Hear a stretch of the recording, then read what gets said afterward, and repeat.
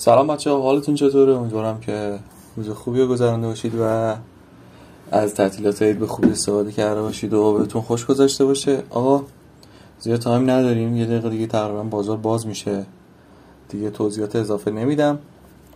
بریم سراغ چارت ببینیم امروز چی داریم و امیدوارم که بتونیم هم ما یه ویدیو خوب بگیریم، سود کنیم، هم شما از ویدیو لذت ببرید. نکته مهمی که توی ویدیو امروز داریم اینه که من ریسک امروز 1.5% کردم، چون میخوام یه تارگت خوبی بگیرم و نزدیک به پاس کردن مرحله اولش بشم. نمیخوام دیگه زیاد بیشتر از این طولانی بشه. امیدوارم که خوب پیش بره.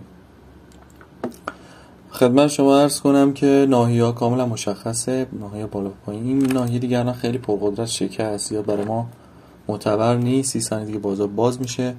یه کندل خیلی پرقدرت زد که این خط روند رو شکونده، الان فعلا بالای خط رونده و هنوز به این ناحیه سقفمون نرسیده، داره این بالا خودشو نگه هم داره. احتمالا با اوپن اینجا یه بالا بزنه و شاید حالا یه بالا زدن و یه ریزشی باشیم، شاید هم بزنه بره بالا و بتونیم یه تیپی روش بگیریم.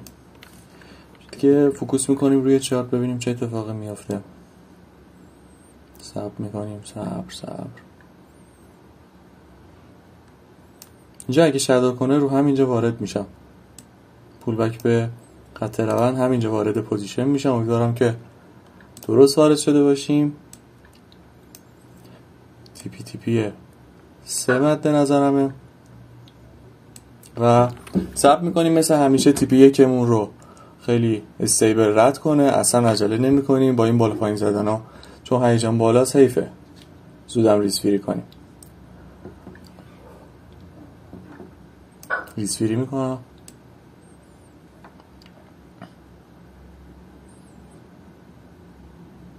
تیپی 2 هم رد کنه و نزدیک تیپی 3 بشه، روی تیپی 1 هم ریسفیری میکنم.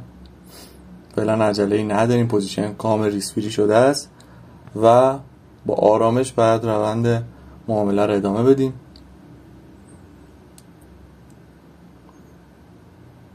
ممکنه واسه اینجا الان یه فیک بزنه و کلا روند تغییر پیدا کنه. بله همینجا وارد پوزیشن آماده میشم که خط روند رو رد کنه، یه پوزیشن معکوس رو بگیریم.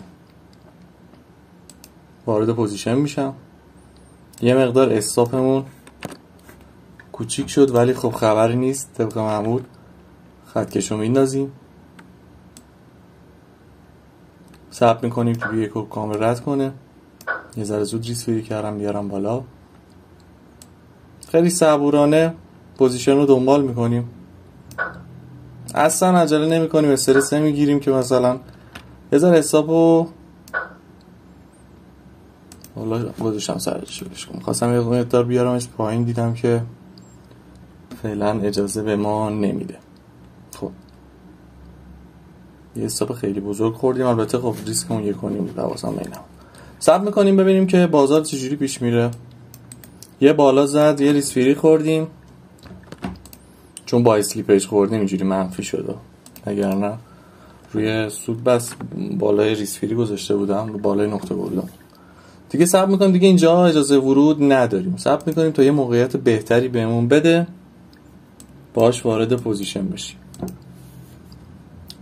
چون یه دونه حساب خوردیم. رو معامله دوم باید خیلی حساس تره، باید سعی کنیم که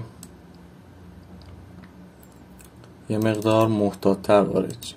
ناحیه‌مو آپدیت میکنم، میذارم بالای نقطه اوپن، چون دیگه ملاک ما میشه شکست این ناحیه، نه دیگه این، چون این دیگه شکست انجام شد و نمیتونیم روش حساب کنیم.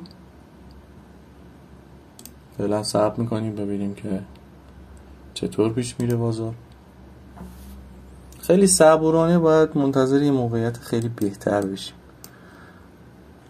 تایم بالا رو یه چک بکنیم ببینیم چه خبره. یه کندل پرقدرت زده ولی خب خودش هنوز نتونسته استیبل کنه اون بالا نگه داره، بالای خط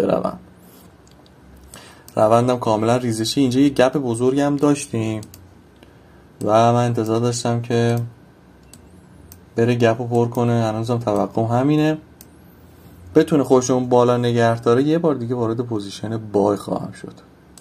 همینجا وارد میشم. آخرین معامله امروزمون خواهد بود. حسابمون یه مقدار خیلی کوچیک شد و امیدوارم که بر نگرده حساب بزنه، چون واقعا حیفه.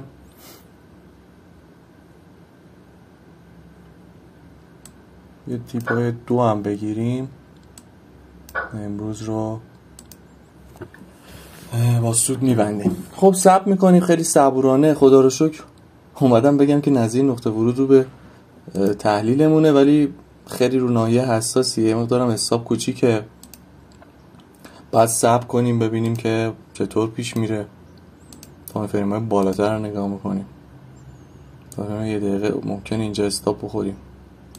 خیلی نزدیک استاپمونه، خیلی استاپمون هم جای حساسیه، ولی خب نمیتونم هم جا به جاش کنم چون بیشتر از این ریسکمون نمیپذیره. آقا دمتون گرم تا اینجا ویدیو همراه ما بودید. امروز 2 تا استاپ نوش جان کردیم، هیچ خبری نیست، ولی به احتمالاً با این وضعیت فردا رو پوزیشن نمیگیرم، فقط تحلیل داریم. دیروزم که نبودم و همین. دمتون گرم که تا اینجا ویدیو همراه ما بودید. خدا نگهدار.